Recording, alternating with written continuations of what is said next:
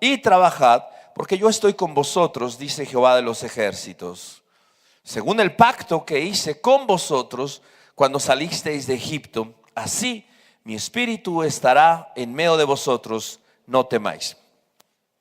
En medio de estos versículos que acabamos de leer, hay tres cosas o tres llamados que podremos nosotros diferenciar. Y esos tres llamados tienen que ver con algo que Dios espera de nosotros, o que Dios quiere que se dé en nuestra vida, en nuestro carácter, en nuestra vida espiritual. Cuando nosotros enfrentamos la adversidad, los problemas y las dificultades, Dios quiere que florezca, o quiere que tomemos las herramientas, los elementos que Él ha dispuesto a nuestro alcance para que podamos librar todos esos problemas, todas esas adversidades. El Señor nunca nos ha prometido que no va a haber problemas. Él nunca dijo, nunca tendréis problemas. Él nunca dijo, siempre seréis exitosos. Dios nunca prometió que siempre tendríamos todo lo necesario, o por lo menos en abundancia. Él prometió que íbamos a tener problemas. Él prometió que íbamos a sufrir. Él prometió que nos iban a perseguir. Él prometió que íbamos de repente a fracasar. Él prometió que íbamos a enfrentar adversidad, persecución. Eso sí lo prometió. Pero en medio de todo lo que Él dijo que habríamos de enfrentar, Él dijo: he aquí, yo estoy con vosotros todos los días, hasta el fin del mundo.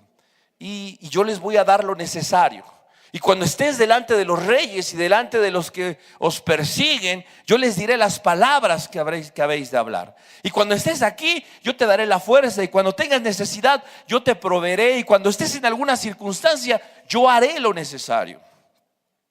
Pero para que esas cosas sucedan, Dios nos llama a nosotros a diferentes aspectos en nuestra vida, ¿sí? En nuestra vida devocional, en nuestra vida espiritual, pero sobre todo en nuestra vida práctica. Y esos son los tres llamados que vamos a estudiar. El primero de ellos, en el que nos vamos a enfocar el día de hoy, tiene que ver con lo primero que le dijo Dios en este verso 4. Esfuérzate. ¿Sí? El verso 4 nos dijo: esfuérzate. Le dijo a Zorobabel, le dijo a Josué: esfuérzate. Y cuando nosotros escuchamos ese esfuerzo, es algo que nos cuesta trabajo. Es algo que en medio de el tiempo que vivimos, un tiempo en el que el mínimo esfuerzo es lo mejor, un tiempo en el que el trabajo que nos requiera menor esfuerzo va a ser el más buscado, ¿sí? Hoy en día ya con la tecnología, con todos los elementos que tenemos a nuestro alcance, ya el esfuerzo es lo menos que queremos nosotros llevar a cabo. Pero cuando la Biblia nos dice esfuérzate, nos está diciendo algo más que desarrollar una actividad física. Nos está diciendo algo más que simplemente tener una actividad. Vamos a ver lo que dice esta palabra en el idioma original. Es la palabra hebrea chazak. Esta palabra chazak tiene un significado muy, muy interesante. ¿Por qué? Porque chazak no define al fuerte, no define al que es fuerte, no define al que por naturaleza tiene gran capacidad, fortaleza, ¿sí? Astucia o algún atributo de estos. No, chazak define al que tiene que tomar fuerza, al que tiene que esforzarse para prevalecer, al que se tiene que endurecer, al que tiene que hacer las cosas, levantarse, tomar ánimo por fuerza, al que es audaz. De ahí que en algunas versiones esta palabra se tradujo valiente, ¿sí? Valiente. Se tradujo victorioso. ¿Por qué? Porque definitivamente no es una tarea fácil la que Dios está pidiendo. Dios nos está pidiendo, le está pidiendo a Zorobabel, le está pidiendo a Josué que se esfuercen, es decir, que prevalezcan, que puedan ellos resistir, soportar los embates de los enemigos, de aquellos que están intentando estorbar la obra de reconstrucción. Dios les dice: endurezcanse, ¿sí? Endurezcanse, tomen fuerza, sean audaces. Y si nosotros consideramos esta misma palabra, pero en el griego, que es el otro idioma en el que fue escrita la Biblia, vamos a encontrar que la palabra esforzarse, que se encuentra ahí en la segunda carta del apóstol Pablo a Timoteo, cuando le dice, esfuérzate en la gracia. Esta palabra en el griego es endumó. ¿Sí? Esta palabra, sí, endinamó. Esta palabra proviene de endumó.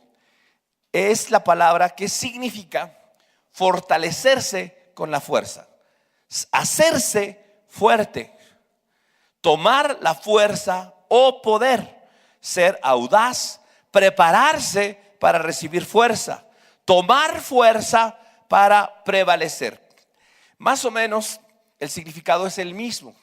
Describe a alguien que no tiene, que no es fuerte, que no tiene fuerza, que no tiene capacidad en sí mismo, sino a alguien que la necesita tomar, pedir, recibir, ¿sí? Entonces, Dios en primera instancia nos quiere hacer notar una realidad.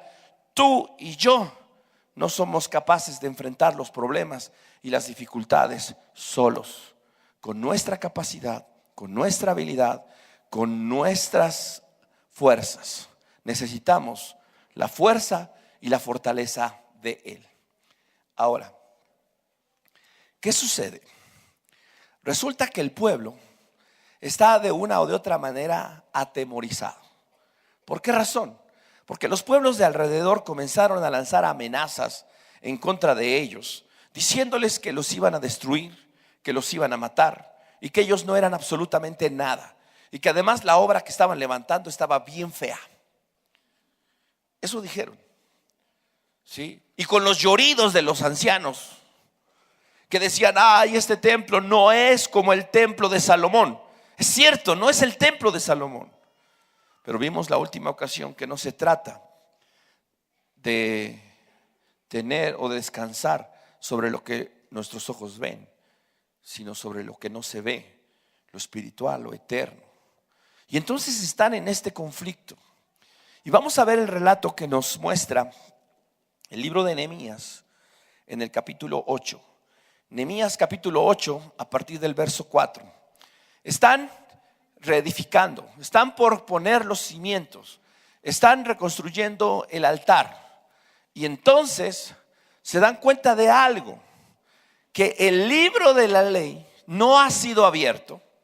Lo encontraron por ahí entre los enseres y entonces deciden, ¿sí?, hacer esto.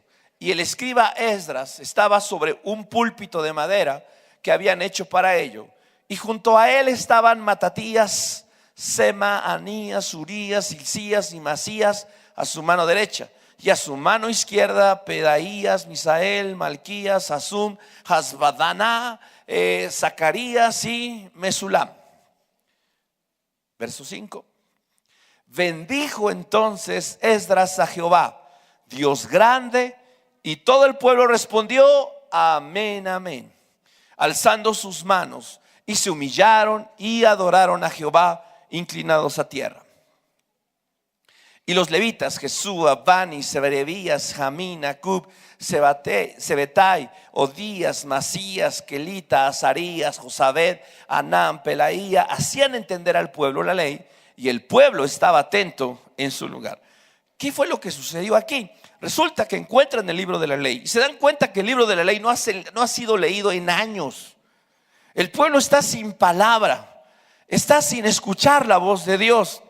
Y entonces esa situación es la que los ha llevado a esa circunstancia. El hecho de que ellos estén recién liberados de la esclavitud es una cosa maravillosa. Pero al darse cuenta de las razones por las cuales fueron llevados cautivos, fueron esclavizados, ¿sí?, se dan cuenta de una realidad y de una situación verdaderamente importante en sus vidas, ¿sí? Y el propósito de leer el libro de la ley era precisamente que ellos pudieran comprender qué es lo que Dios piensa, qué es lo que Dios siente, qué es lo que Dios quiere, qué es lo que Dios busca, quién prácticamente es Dios. Pero no solamente lo leyeron, sino dice el texto, ¿sí? Hacían entender al pueblo la ley. Hacían entender al pueblo la ley. Vamos a seguir leyendo, verso 8.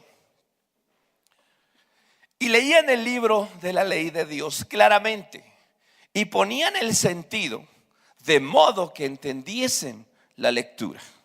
No solo se trata de leer la Biblia. A veces nosotros decimos, es que no encuentro paz y no encuentro la voluntad de Dios. Y alguien te dice, pues lee la Biblia, lee tu Biblia. Y abres tu Biblia y la lees y no entiendes nada. Y dices, bueno, sí, está bien, qué bueno, pero no entiendo, no entiendo el sentido. No soy capaz de asimilar o de comprender cómo esto puede ajustarse a esto. Cómo la palabra de Dios puede tener un sentido en mi vida, en mis problemas, en mis dificultades, en las circunstancias que estoy viviendo. Bueno, para eso están, ¿sí?, los levitas, para eso están los escribas, para eso están las personas que Dios ha puesto como maestros para enseñar. Y necesitamos nosotros eso en nuestra vida. Yo puedo necesitar fuerza en mi vida. Sin Biblia, sin palabra, sin enseñanza, no voy a tener fuerza para nada. Eso es un hecho. De eso ya hemos hablado en otras ocasiones. Pero fíjate lo que continúa diciendo el texto. Verso 9. Y Nehemías, el gobernador, y sacerdote Esdras, escriba, y los levitas que hacían entender al pueblo, dijeron a todo el pueblo: día santo es a Jehová nuestro Dios. No os entristezcáis ni lloréis, porque todo el pueblo lloraba oyendo las palabras de la ley. Fíjate, este texto nos menciona precisamente el hecho de lo que produce la escritura. La escritura en nosotros produce una confrontación que nos lleva a entender una realidad.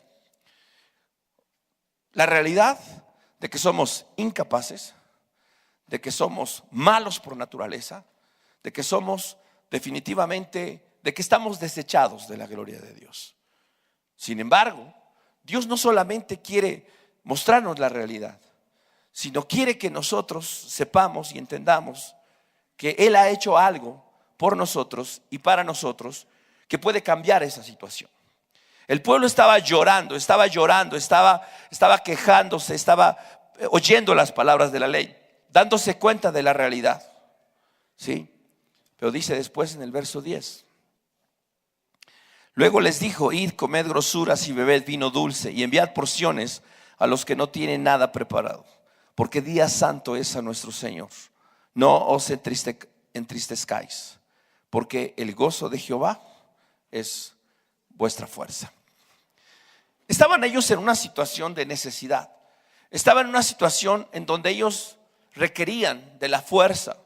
Dios les está pidiendo: esfuérzate, toma fuerza, endurécete, prevalece, no te des por vencido.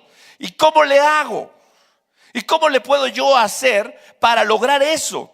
¿Cómo puedo yo, en medio del problema que estoy viviendo, y en medio de la aflicción, y en medio de la prueba, en medio de los sentimientos que están cruzando por mi mente, por mi corazón, las emociones y todo aquello, cómo me puedo yo levantar? ¿Cómo puedo yo prevalecer? ¿Cómo puedo yo dejar de sentir esta tristeza, este dolor, este rencor, este odio, esta falta de perdón, todos estos sentimientos que están dentro de mí? ¿Cómo lo puedo hacer? Lo que tengo que hacer es escuchar lo que Dios tiene que decirme, lo que Dios quiere producir en mi vida. Y tengo yo que hacer a un lado mis sentimientos, mis emociones. El pueblo estaba triste, llorando por lo que no tenían, por lo que habían perdido, por aquello que en su corazón no estaba, por aquel vacío que existía en sus vidas. Y les dijeron: ¿sabes qué? No lloréis. Este es un día santo, un día apartado para Dios. ¿Sí? No es un día para ti, no es un día que se hizo pensando en ti, es un día que se hizo y se creó pensando en el Señor. Este día el Señor lo ha hecho y lo ha creado, nos alegraremos y nos gozaremos en Él. Entonces La escritura nos muestra una situación y una realidad por la cual nosotros no estamos viviendo con esa fuerza, no estamos viviendo precisamente con la capacidad para enfrentar y sortear estos problemas. Fíjate, vamos a leer lo que dice Efesios capítulo 6.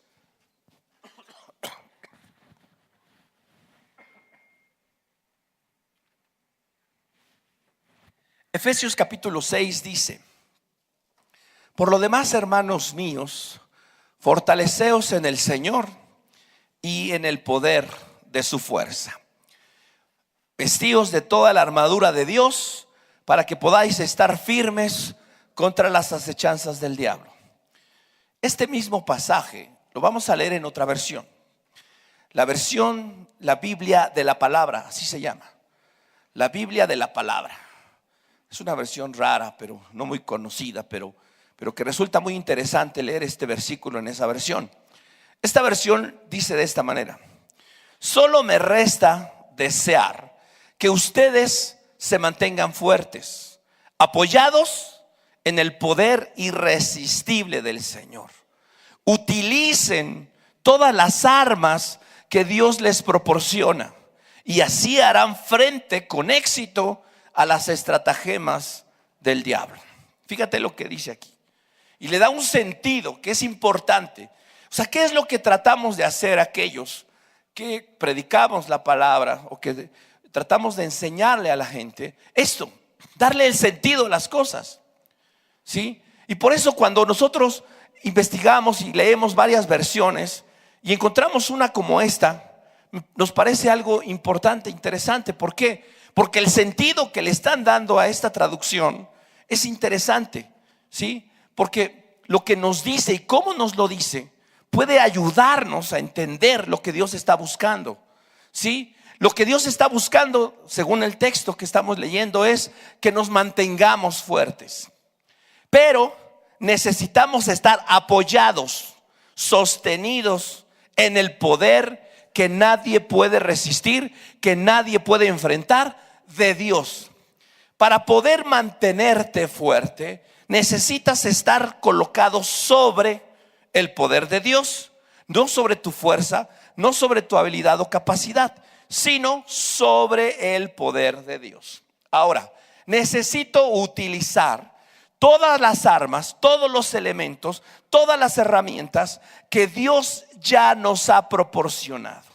Y de esa manera lograr con éxito vencer, enfrentar todas las estrategias, todas las artimañas, todas las conspiraciones que el diablo tenga en nuestra contra.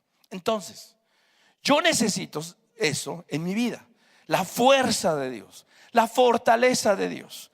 En otras ocasiones hemos hablado de cómo esa fortaleza la obtengo por medio de la palabra de Dios, por medio de la oración, por medio de diferentes elementos. Hoy vamos a enfocarnos en otro elemento que nos da fuerza, que nos da fortaleza, y es precisamente el que leímos ahí en el capítulo 8 de Nehemías, en el versículo 10. Vamos a volver a leer el versículo 10. Nehemías 8:10.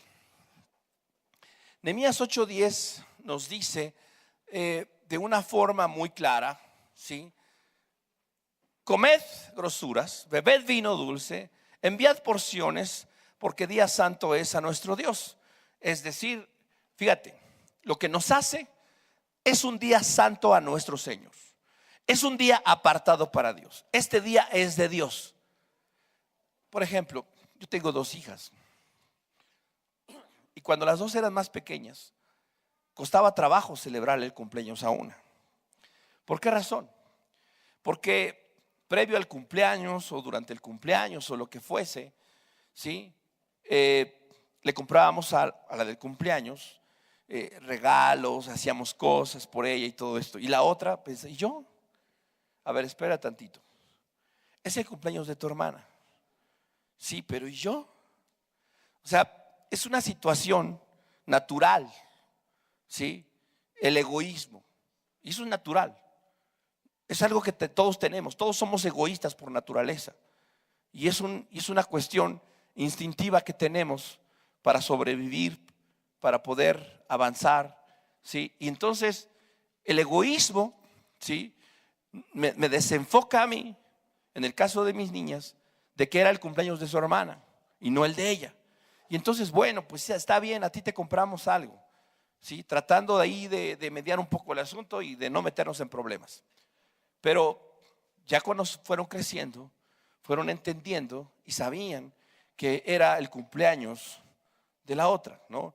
Y si por algún momento se le llegaba a olvidar a una, la otra se lo recordaba. Te recuerdo que es mi cumpleaños, no el tuyo. Sobre todo la chiquita es venenosa. Y le decía, Isabela, es mi cumpleaños, no el tuyo. Entonces le dice Dios, este día es un día santo. La palabra santo, tanto en el hebreo como en el griego, kadosh, agios, ¿sí?, significa apartado para. Es decir, fíjate, ¿qué sucede con nuestra vida? Nuestra vida enfocada en nosotros no nos permite tener victorias, solo nos lleva a las derrotas. Y entonces lo primero que hace aquí Dios es recordarles que este es un día no para entristecerse, no para pensar en sus problemas, no para pensar en sus dificultades, no para pensar en sus carencias, sino para pensar en Dios. Y entonces les dice, deben de saber una cosa. Ahora, Dios, ¿qué está haciendo? Le está diciendo, olvídate de tus problemas, olvídate de tus dificultades, evádete. Evadiendo los problemas no se van a solucionar, ¿estamos de acuerdo? Dios no nos está diciendo eso. Dios no nos está diciendo eso. Dios lo que nos está diciendo es, céntrate en mí. Céntrate no en ti, no en tus problemas, no en tus dificultades, no en tus carencias, no en lo que estás viviendo, sino céntrate en mí. Y entonces, ¿por qué razón? No te entristezcas. ¿Por qué? Porque el gozo de Jehová es nuestra fuerza. Cuando nosotros somos capaces de mirar a Dios y no a nuestros problemas, mira, mirar a Dios causa gozo.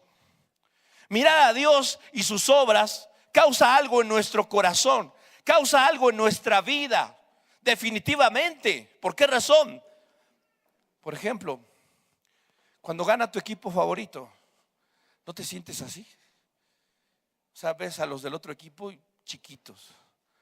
Sí, ayer que perdió el América, pues los que vamos al América nos sentimos chiquitos. No nos sentimos felices. Pero bueno, es fútbol. Sí. Resulta entonces que, a diferencia de que cuando nosotros estamos enfocados en alguien que no somos nosotros, nuestros problemas pasan a segundo término, o no nos afectan, o no tienen el efecto negativo que el diablo quiere que tengan. ¿Sí? Y esa es una realidad. Fíjate una cosa, hay un ejemplo de esto, el ejemplo del rey David. Bueno, todavía no era rey. Están en el campo de batalla, formados los dos ejércitos, el ejército de los filisteos y el ejército de Israel. Pero el ejército de los filisteos toma una estrategia, saca a su paladín no solamente más valiente, sino el más grande, que era Goliat, 3 metros de altura. Y entonces reta a todo Israel y le dice, ¿quién de ustedes puede enfrentar a mi paladín? El que lo enfrente, ¿sí? Si le gana, todos le serviremos a ustedes. Pero si él gana, ustedes nos servirán a nosotros. Qué fácil, ¿no? O sea, ¿quién aceptaría un reto así? ¿Sí? ¿Sabes? El diablo nos confunde y nos atemoriza, nos intimida, nos amenaza, ¿sí? Y nos deja así como en stand-by, incapacitados, discapacitados para hacer algo. ¿Y eso por qué? Fíjate, el pueblo de Israel estaba enfocado ¿en quién? En Goliat. Estaba mirando a Goliat, y delante de Goliat ellos eran pequeños y estaban atemorizados. No solamente el pueblo, el rey mismo Saúl, que era el más grande y le sacaba una cabeza a todos. Si había alguien que era el más capacitado o por lo menos en tamaño para enfrentar a Goliat, era Saúl. ¿Y Saúl dónde estaba? Escondido en su tienda.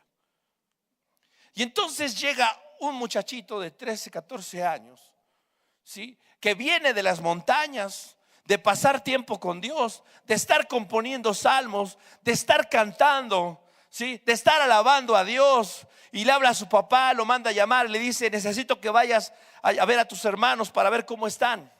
Llévales comida. Llega el muchachito con su cabeza en otra cosa, con su corazón en otra cosa, centrado no en sí mismo, no en nada de lo que le rodea, sino solo en Dios.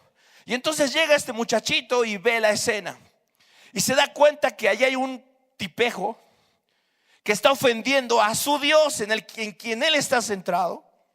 Y entonces ese se pone y se enfurece, se indigna. Fíjate, el resultado del mismo reto, de la misma presencia, del mismo problema, de la misma situación en uno y en otro.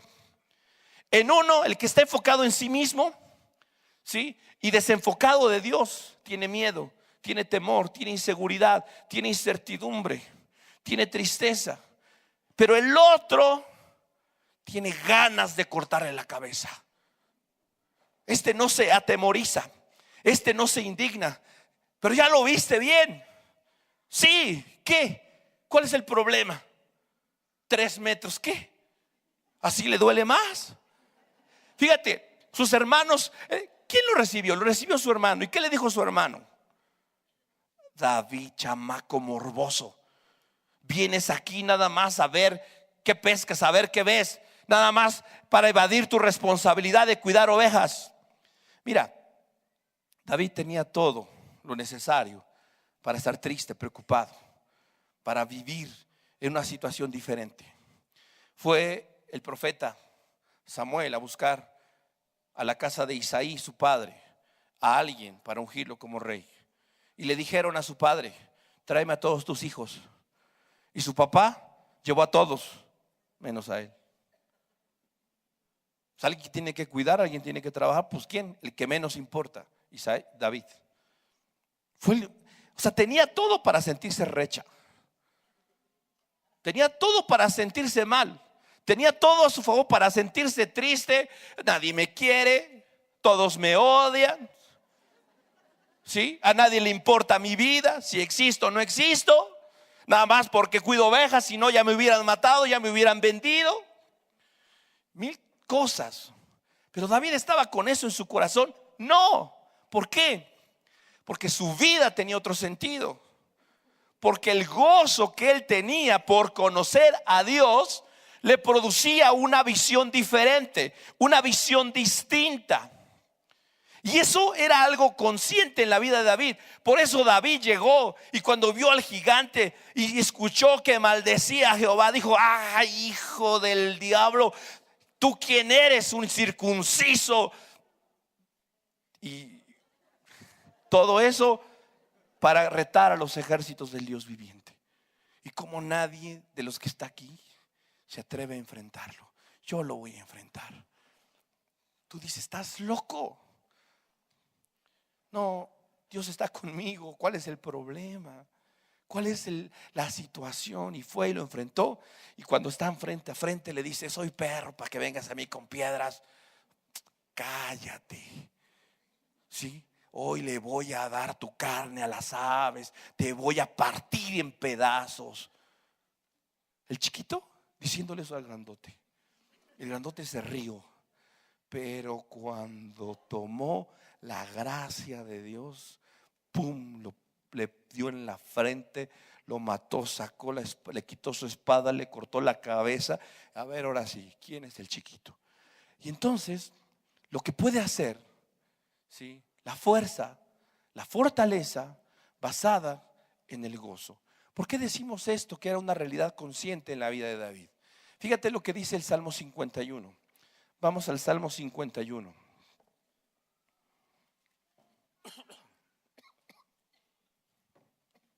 A partir del verso 6.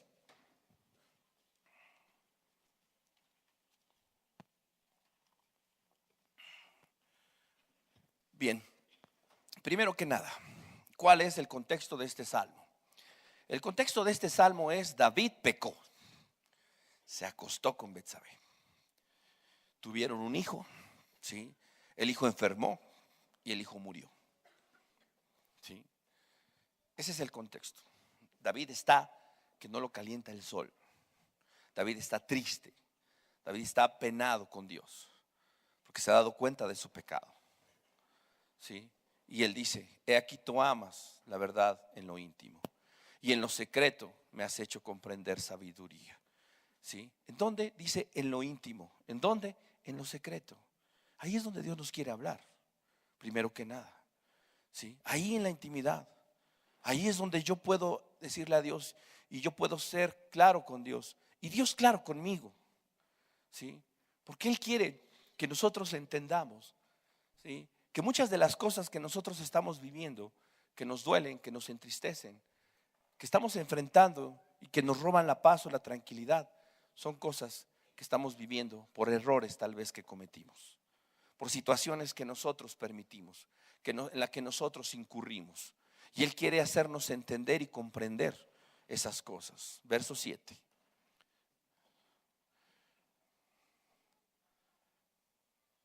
El verso 7 dice, el 7: purifícame con hisopo. Eso nos tiene que llevar al arrepentimiento. Purifícame con hisopo y seré limpio. Lávame, ¿sí? Y seré más blanco que la nieve. Ese es el deseo. Ese es el deseo de alguien que entiende. Hazme oír gozo y alegría, y se recrearán los huesos que has abatido. El pecado, ¿sí? Las circunstancias de la vida, ¿qué es lo que hacen? Nos abaten, ¿sí? Abaten nuestra vida, nuestros huesos, nuestro ánimo, ¿sí? Lo que somos. Verso 9: esconde tu rostro de mis pecados y borra mis rebeliones. Borra mis maldades. Crea en mí, oh Dios, un corazón limpio y renueva un espíritu recto dentro de mí. No me eches de delante de ti y no quites de mí tu Santo Espíritu. Vuélveme el gozo de tu salvación y espíritu noble me sustente. ¿Qué perdió David aquí? Él sabía que había perdido el gozo. Perdió el gozo de su salvación. Perdió esa alegría. Perdió eso. ¿Por qué? Porque se olvidó de Dios. Se desenfocó. Se desenfocó de Dios y comenzó a desear, a codiciar lo que no debía, ¿sí? Lo que no era para él, lo que le era ilícito, ¿sí? Y entonces pecó, ofendió a Dios y perdió ese gozo, perdió esa alegría. Y él es consciente, él era consciente de eso. Y sin ese gozo y sin esa alegría, él no tenía la fuerza para enfrentar absolutamente nada. Así que es algo de lo que algo que David aprendió, ¿sí? Algo que David entendió. Y por eso él decía: hazme oír gozo y alegría, y entonces mi vida cambiará. Entonces, ¿sí? Se recrearán los huesos que has abatido. Vuélveme el gozo de mi salvación. ¿Por qué? Porque el gozo de Dios en nuestra vida es precisamente lo que nos puede dar fuerza. Vamos a ver qué dice Romanos 14, 17. Romanos 14, 17.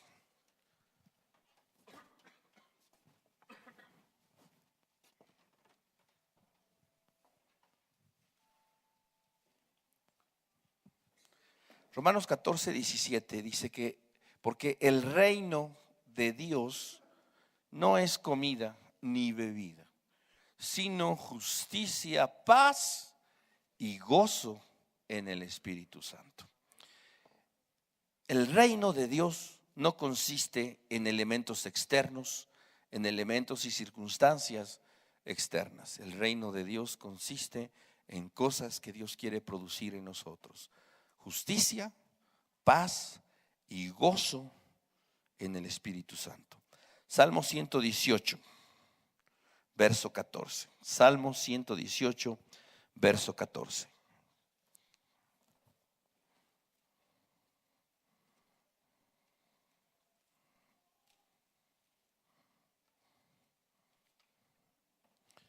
Mi fortaleza y mi cántico es Jehová, o Yah, y Él me ha sido por salvación.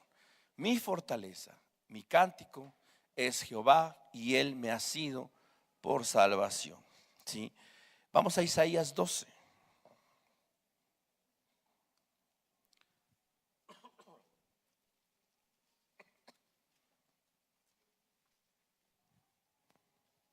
Isaías 12, verso 1 dice: en aquel día dirás, cantaré a ti, oh Jehová, pues aunque te enojaste contra mí, tu indignación se apartó y me has consolado.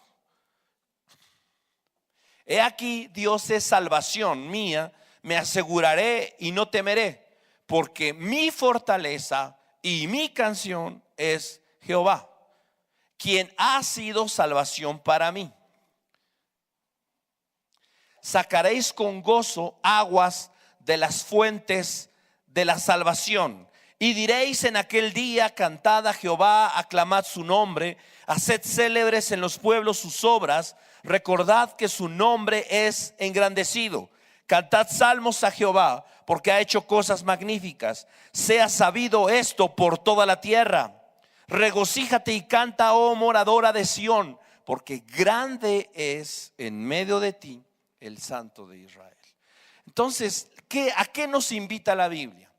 La Biblia nos invita a esto, a regocijarnos, a gozarnos, a alegrarnos en Dios. ¿Sí? Esa situación en nuestra vida va a producir algo muy diferente, como el caso de David. ¿Por qué? Porque cuando nosotros nos desenfocamos de eso, la situación es completamente diferente. Otro gran hombre de Dios, Elías. Mientras Elías se mantuvo enfocado en Dios, los profetas de Baal, los profetas de Acera le hicieron los mandados. Los degolló a todos. Acabó batido de sangre Elías. ¿Sí? Les cortó el cuello a todos. Los despedazó, igual que David despedazó a Goliat. Pero ¿qué sucedió? Después de eso, Elías se desenfocó. Y entonces lo amenazó Jezabel y le dijo: ay de mí, si a esta hora para el día de mañana no he puesto tu cabeza como la de los profetas que tú mataste. Lo amedrentó, lo intimidó. Y entonces, ¿sí? El asunto ya no era contra Dios, ya no era contra el altar de Jehová, ya no era con los profetas de Jehová, ya no era contra el Dios del cielo, era contra él. Y entonces titubeó y tuvo miedo y se fue y se escondió en una cueva. Y ahí Dios tuvo que volverlo en sí, enfocarlo nuevamente al propósito de Dios, para que entonces pudiese él seguir adelante. Eso no sucede. Cuando nosotros perdemos de vista eso nos pasa. Nos atemorizamos, nos amedrentamos, nos intimidamos delante de cualquier circunstancia. ¿Por qué le iba a tener miedo Elías a una bruja? Porque era bruja, no despectivamente, sino en la realidad era una bruja. Era princesa de Sidón, aquella mujer casi hija del diablo. En serio, ¿sí? De Tiro y Sidón era su reino. Y el príncipe de Tiro, figura diabólica. Y lo atemorizó, lo amenazó, lo amedrentó. Y entonces él se desenfocó, perdió su vista de Dios y casi sucumbe ante eso, y se quería morir. Se entristeció, se deprimió, ¿sí? Tuvo que comer, Dios tuvo que fortalecerlo, reenfocarlo y decirle: necesitas cosas que hacer, enfócate, mira, hay que ungir a este, hay que ungir a este otro, hay que levantar a este, hay que hacer esto, hay que hacer aquello. Y entonces salió Elías y las cosas fueron diferentes. Pero cuando nosotros perdemos de vista eso, y la alabanza es un elemento bien importante que le funcionó a David perfectamente, ¿sí? Que le mantenía enfocado en Dios. ¿Por qué? Porque la palabra alabanza significa alardear o fanfarronear, literalmente. Jalal significa eso. Es una de las palabras para alabanza. Y fanfarronear de lo que soy, de lo guapo que estoy. No, pues claro que no. De Dios. Así como fanfarroneó Elías: mi Dios aquí está. ¿Y el de ustedes dónde está? Ha de estar en el baño, chíflale, a lo mejor no te oye. Así les dijo, en serio. Dijo, a lo mejor está por ahí sentadito haciendo sus necesidades. Y se burlaba de ellos, se fanfarroneaba, alardeaba. ¿Por qué? Porque él sabía que Dios estaba de su lado y por eso le echó agua al sacrificio. Es más, mire, más difícil que ustedes. Agua, todo bañado de agua. Y ahora sí, van a ver lo que es bueno. Van a ver quién es Dios, quién es Jehová. Descendió fuego, lamió el agua, todo se consumió. ¿Por qué? Porque tenía su vista puesta donde debía, en Dios, alabando a Dios. La alabanza es algo importante, hermanos. Es algo que necesitamos vivir, practicar, enfocarnos. Mira, y busca cantos que verdaderamente le canten a Dios, no que te hagan sentir bien. Porque cuando estás triste o cuando estás afligido, buscas cantos como: te amo, te amo, te amo, mi chiquito lindo, precioso, eres la niña de mis ojos, nadie te va a hacer daño. Sí, papito, te acurrucas. Eso es bonito, eso es lindo, ¿sí? Pero ¿sabes qué necesitas?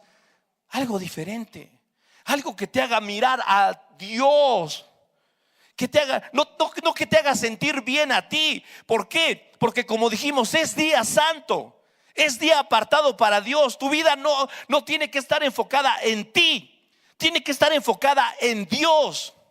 Y entonces las cosas serán diferentes. Y entonces cuando tú piensas de esa manera y celebras los hechos, las maravillas, lo que es Dios, todo cambia, todo es diferente.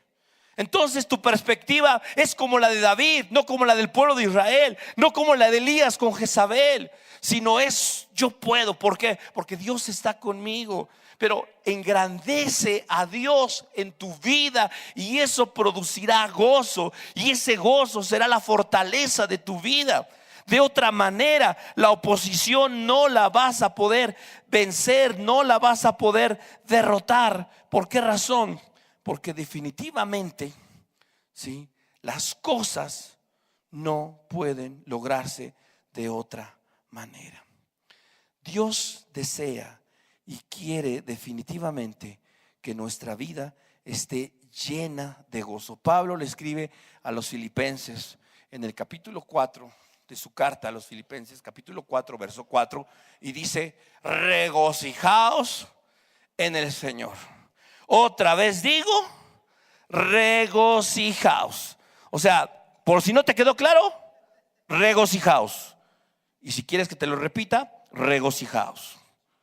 Y las veces que sea necesario, acuérdate de esto: te tienes que regocijar en el Señor. Mira, cuando David trajo el arca, ¿se acuerdan de la historia? Muchos la conocen.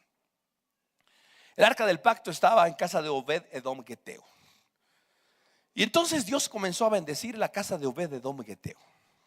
Y David dijo: ¿qué onda? Yo soy el rey y aquí debería estar el arca de Dios. Y la casa de Obed Edom Geteo está bendecida y bendecida y bendecida. Y entonces dijo Dios: a ver, espéreme tantito, el arca tiene que estar acá, la voy a traer. Intentos fallidos tuvo, ¿sí? Murió Usa, tragedia, dolor, tristeza. Y entonces David entendió que las cosas se tenían que hacer a la manera de Dios. Entonces adistró a los cuatitas, la llevaron como debería de ser, ¿sí? Pero además de todo, ¿sí?, le metió la musiquita, que a David le encantaba la música, la alabanza. Sí, David fue el que instituyó, ¿sí?, los órdenes de los cantores y todas esas cosas. Porque él entendió eso, él le comprendió que la alabanza era algo necesario. Alabar a Dios era necesario, y alabarlo con alegría, con gozo, ¿sí? Y entonces trajo el arca. Y además de traer el arca y con los sacerdotes ahí, con las trompetas y todo aquello, le metió música, le metió alabanza. Y entonces dice la Biblia ahí en el libro de Samuel, que entonces David venía, y ¿sabes qué venía haciendo ahí en el segundo libro de Samuel? Venía él danzando. Venía él danzando como loco. Sí, como loco. Sí, los que han escuchado el CD de Remolineando, y David saltaba y danzaba y lo menospreció en su corazón. ¿Sí? ¿Qué sucedió ahí? Fíjate, el asunto es: David estaba ahí cantando, saltando y danzando. Y entonces su mujer Mical lo vio desde la ventana. Le dice: miren ¿por qué? Porque pues David usaba túnica. Y entonces para danzar y dar vueltas y girar y remolinear, pues había que levantarse las falditas, ¿no?, la tuniquita. Y se le veía, diría mi hijita, todo México. Entonces la mujer lo vio y lo menospreció. Dijo, mira nada más qué espectáculo estás dando. Te has rebajado, te has humillado, te has como un criado, le dijo. Y fíjate, a cualquiera de nosotros que nos digan alguna ofensa, nos enojamos, nos molestamos. Se te cierra en el periférico o te metes mal, no por malo, sino por descuidado, despistado, ¿sí? Y te tocan en el claxon, te hacen una seña, te levantan la mano o lo que sea. Y te enojas. ¿No? ¿Por qué razón? Esa es la reacción natural. ¿Por qué? Porque estás enfocado en ti. ¿Pero qué hizo David? No se enojó. Le dijo, mira muchachita, yo me estoy humillando y me estoy haciendo vil, pero da la casualidad de que el Dios del cielo me escogió a mí en lugar de tu papá. ¿Cómo la ves? ¿Sí? Y si es necesario, yo le dijo, me haré más vil y me humillaré. Ahora fíjate una cosa, ¿por qué es tan importante la alabanza? No sé si alguna vez te ha pasado que estás como loco cantando en la calle o en tu coche y todo el mundo se voltea y se te queda viendo. O sea, ¿estás loco? Sí, estoy loco. ¿Por qué? Alabar a Dios, fíjate, y ahorita vamos a ver algo. ¿Por qué digo eso? Porque la alabanza tiene que ser, mira, no se trata solamente de que tú te encierres ahí en tu cuarto donde nadie te ve y te deschongues. Eso es bonito, eso es padre, hazlo, sí. Pero mira, los pueblos tienen que saber y conocer que tú alabas a Dios. Y sabes, cuando tú alabas a Dios, aquí, por ejemplo, sí, cuando son las tardes de alabanza, sí, cuando tenemos más tiempecito, sí, y todo se deschonga, ay, mira, ni ritmo lleva. Pues sí, no, pobrecito, no sabe bailar. Pues no sabe. ¿Y sabes qué? Hacemos el ridículo, ¿sí? Y eso nos humilla delante de Dios. Pero los nice, los de la high, los que se sienten, están pensando solo en sí mismos, no están dispuestos a humillarse. No están dispuestos a rebajarse. ¿Por qué? Porque están enfocados en sí mismos. Pero aquellos que están enfocados en Dios, no nos interesa el ridículo. No nos interesa cómo nos veamos. Nos interesa reconocer a Dios en nuestras vidas. Entonces, hay una cosa que nosotros necesitamos hacer y recuperar. Y es eso. Mira, cuando alabas y gritas, cantas y declaras la grandeza de Dios, eso crea algo en tu vida, algo en tu corazón, algo en tu mente, algo en tu espíritu, ¿sí? Y entonces, o sea, si tú tienes a un Dios de tu lado que es varón de guerra, esforzado en batalla, y cuando dice la Biblia, él gritará, saldrá, voceará y pateará a todo mundo, ¿sabes qué? Sales a la vida pensando y sabiendo que ese Dios está de tu lado. Pero ¿qué pasa cuando tú vives en la melancolía, en la tristeza, enfocado en eso? ¿Sabes qué? Pierdes. Estás desanimado, triste. Tenemos que buscar eso. Búscate ahí alabanzas, ¿sí? Que exalten el nombre de Dios. No que digan que yo soy poderoso. Pues tú eres poderoso, ¿qué? ¿En quién? ¿De dónde? Tú y yo somos fuertes. Dice la Biblia, diga el débil fuerte soy, sí, pero en el Señor. Entonces, exalta el nombre de Dios. Fíjate lo que dice el Salmo 145. Salmo 145. Verso 1.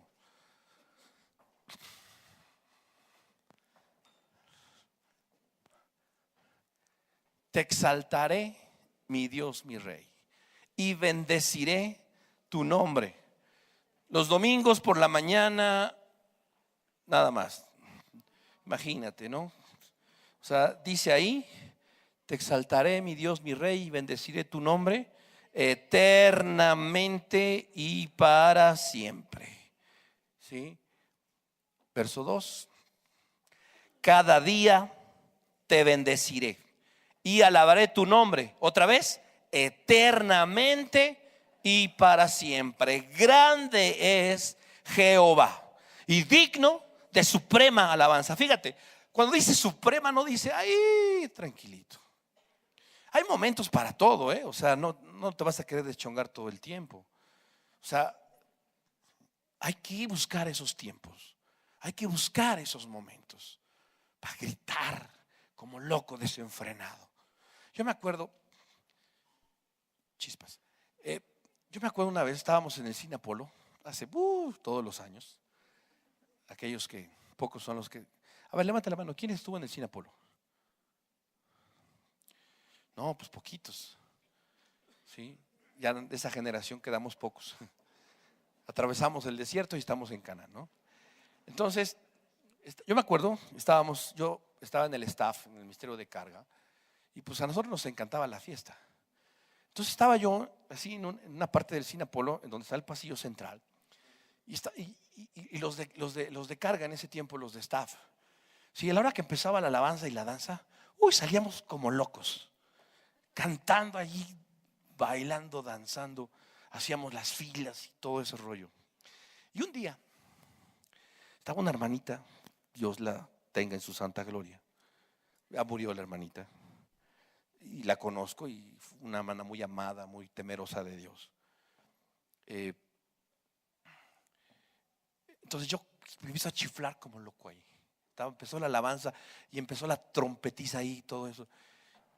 Y yo empecé a gritar, y me habló, hermanito, ¿podías tener un poco más de respeto? Yo dije, chispas, ¿por qué, hermana? ¿Qué hice? Pues tus chiflidos y tus gritos me sacan de onda. Yo dije, perdón, hermanita. Ya me fui, yo me quedé aquí. La volteé a ver y me fui del otro lado. Pues sí. O sea, a ella le molestan mis chiflidos y mis gritos, pues me paso de este lado. Ya desde entonces ya nunca alababa cuando estaba ella ahí. O me iba al otro lado. ¿Por qué? Porque, ¿sabes? Hay momentos, ¿sí? Y hay tiempo para todo. Y tampoco se trata de molestar a los demás, ¿no? O sea, hay formas y tiempos, ¿sí? Ahora, no va a estar en el trabajo con tu música a todo volumen, hecho a la mar. O sea, estoy alabando a Dios, ¿no? Y no importa lo que el mundo diga. No, espérame. Hay que ser prudentes, sabios, entender el momento y el tiempo, ¿sí? Sí, en el trabajo y en todos lados estás con la música, llegas a casa y prendes la tele y la novela, ¿no? Pues qué chiste. O sea, eso de qué te sirve, de nada. Tenemos nosotros que buscar eso, ¿sí? Dice, grande es Jehová, suprema alabanza. O sea, así tiene que haber un tope en tu vida, así que tú digas, ¿a quién le voy a dar? Mira, yo le voy a la América, ya lo saben, y grito cuando mete gol la América o cuando falla. Yo uso gorra normalmente entre semana. Cuando le meten un gol a América, una vez me acuerdo, agarré y tenía yo mi teléfono en la mano y le metieron un gol a la América. Lo dejé ahí. Estaba más caro. Me quité la gorra y me enojé. ¿Sí? ¿Por qué? Porque me apasiona. ¿Sí? ¿Sabes? No me puedo apasionar menos por Dios. O sea, si me apasiona eso, un gol de la América, me apasiona cuando el equipo favorito, sea de fútbol, de básquetbol, de lo que sea, gana. ¿Sabes qué? No me puedo yo apasionar menos por Dios, ni ser menos efusivo, ni menos. Una vez escuché que alguien decía, yo no puedo entender que la Biblia dice que cuando Jehová desciende a la tierra, los montes humean y la tierra tiembla, y que Dios se manifieste en tu vida y tú, como si nada pasara. El Dios del universo, el que creó los cielos y la tierra, está aquí en medio de ti. Y entonces, ¿qué onda? Así nomás, así sin una sonrisita, sin nada en tu vida. No, suprema alabanza. Y su grandeza es inescrutable. Generación a generación celebrará tus obras, anunciará tus poderosos hechos en la hermosura de la gloria de tu magnificencia. Y en tus hechos maravillosos meditaré. Del poder de tus hechos estupendos hablarán los hombres. Y yo publicaré tu grandeza. Proclamarán la memoria de tu inmensa bondad y cantarán tu justicia. Clemente y misericordioso es Jehová, lento para la ira y grande en misericordia. Bueno es Jehová para con todos, y sus misericordias sobre todas sus obras. Te alaben, oh Jehová, todas tus obras, y tus santos te bendigan.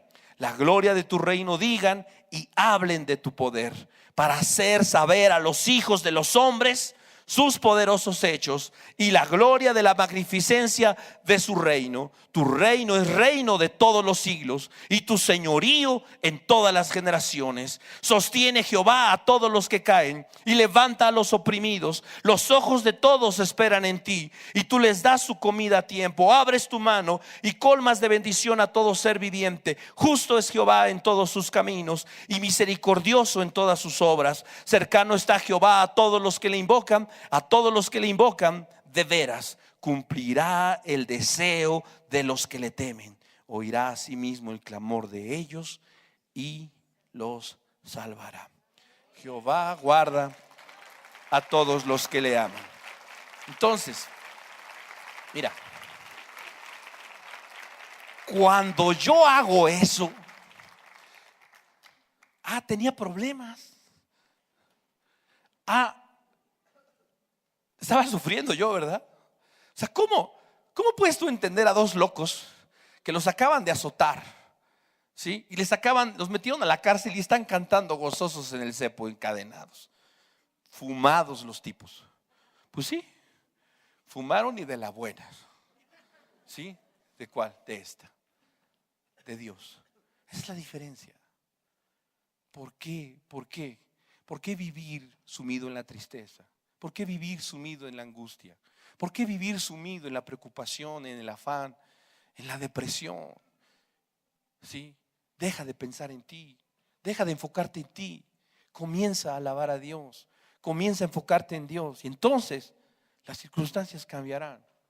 Con esto no te digo que no cantes. Aquí las cantamos, algunas de ellas, bueno, muchas de esas canciones que te hablan de cosas lindas, cosas bonitas, que te hacen sentir bien y todo, y que te hacen sentir especial. Pero sabes, ¿sí? Hay momentos hasta para eso. Hay momentos, ¿por qué? Porque la Biblia también habla de eso. Pero comienza a buscar cosas que hablen de la grandeza de Dios, que hablen de su poder, ¿sí? Les quiero contar. Sí, pues ya estamos aquí. Hace 15 días les conté de que no me querían invitar a la escuela de mi hija, ¿se acuerdan? ¿Qué creen? Que sí fui. Sí fui. Entonces no se pudieron echar para atrás porque mi esposa habló con la directora o no sé con quién, y les dijo: eso es discriminación, palabra mágica hoy en día. Y entonces fuimos, ¿no? Y pues sí, estaban ahí todos con la expectativa. Yo tenía que llevar mi presentación en PowerPoint y todo el rollo, ¿no? Entonces empecé a platicarles. Los niños fascinados de escuchar de la Biblia, con 1000 preguntas. No me dejaban hablar. ¿Y por qué esto? ¿Y por qué esto? ¿Y por qué la Biblia dice esto? ¿Y por qué el otro? ¿Por qué aquello? O sea, fascinados. Fue un tiempo muy bonito. Una de las niñas era peruana, la niña, y me dice: oye, en Perú no tienen iglesia. Le digo: no, todavía no, pero pronto vamos a tener, le dije, en fe. Entonces, total, que esa misma niña me dijo: oye, yo creo en Dios, pero me cuesta trabajo creer lo que dice la Biblia. Creer, por ejemplo, que Dios abrió el mar. O sea, eso sí no lo creo. Y yo le dije: bueno, mira, yo creo en Dios, y el Dios en el que yo creo, dice la Biblia, que es todopoderoso. Alguien que dice que es Dios y no puede abrir el mar, no es Dios. ¿Sí? Entonces, ¿sí? Yo por eso creo que sí puede, porque si no, entonces mi fe estaría en alguien que es incapaz de hacer las cosas. O sea, la perspectiva de la niña era: el mar es imposible de abrir. Y sí, humanamente es imposible, pero la perspectiva nuestra tiene que ser: yo tengo un Dios que es un Dios de lo imposible. Entonces, esa es la cosa. En medio de todo esto, tengo un problema, sí, tengo un problema. Tengo una dificultad, sí, me siento triste. Pero si yo cambio mi chip y me enfoco en Dios, el gozo, espiritualmente hablando, algo sucede. Sí, dice la Biblia, en tu presencia hay plenitud de gozo. En su presencia, estando en Él, enfocados en Él, mana de Él, su espíritu produce en nosotros algo diferente, algo distinto, algo verdaderamente maravilloso. En la presencia de Dios hasta los demonios huyen. Todo esto sucede cuando estamos alabando y adorando a nuestro Dios. Así que no nos olvidemos, el gozo del Señor es nuestra fuerza. Vamos a inclinar nuestro rostro.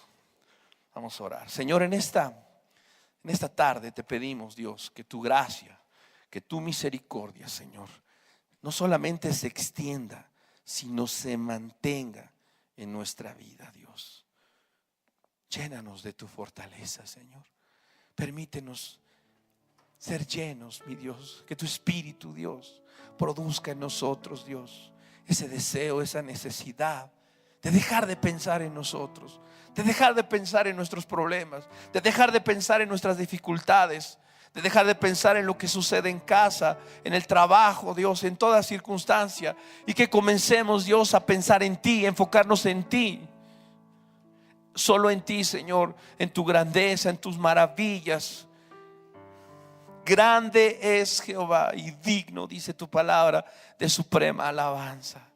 Señor, tú eres grande y no hay otro fuera de ti, Señor. ¿Quién como Jehová? ¿Quién como Él, que hizo los cielos y la tierra? ¿Quién? No hay Dios fuera de Él. No hay fuerte más que Él, el Dios de Israel. Señor, no nos permitas, Padre, perder de vista tu grandeza. No nos permitas perder de vista, Señor, tu objetivo, tu propósito. Que en ti podamos nosotros fortalecernos. Que en el gozo, en la alegría, Señor, Padre, mi Dios, de tu presencia, podamos encontrar la fuerza necesaria para enfrentar cualquier situación, cualquier problema, cualquier dificultad, cualquier adversidad, Señor. Enséñanos a vivir, mi Dios, no solo de rodillas, no solo en tu palabra, sino alabando tu nombre, Señor. Padre, la llenura del Espíritu no la podemos tener si no cantamos y alabamos a ti, a nuestros corazones, Señor. Eso dice tu palabra, Señor. ¿Qué es lo que nos hace falta? ¿Qué nos falta en nuestra vida devocional, Señor? ¿A qué nos llamas? Tu palabra dice que llamaste a Zorobabel, llamaste a Josué, Señor, a esforzarse, a tomar fuerza. Y tenemos que tomar fuerza, Dios, de los elementos, de las herramientas que tú nos has dado. Y la alabanza, la adoración es algo, Dios, que tú nos has dado, que tú nos has dejado, para que lo tomemos, para que nos alegremos, para que nos gocemos, Señor. No importa, Dios, si nos vemos ridículos y cantamos horrible, espantoso, pero Dios, eso produce algo en el mundo espiritual. Eso produce algo, Señor, Padre Celestial, en tu corazón, en tu vida, y sobre todo, Dios, en nuestro corazón, en nuestros pensamientos.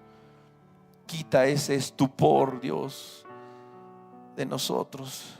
Quita ese orgullo, esa soberbia, Dios, Padre, y que podamos, mi Dios, alardear y fanfarronear de nuestro Dios, de un Dios poderoso, de un Dios grande, grande, grande. Y al momento que veamos a ese Dios grande, nuestros problemas serán pequeños, solucionables. El Dios de lo imposible está de nuestro lado, está con nosotros. Señor, llena nuestros corazones de esa fuerza, llena nuestros corazones de ese gozo y de esa alegría, y que en medio de todo, Dios, tú seas enaltecido, tú seas engrandecido, Padre, en el nombre de Jesús. Gracias te damos.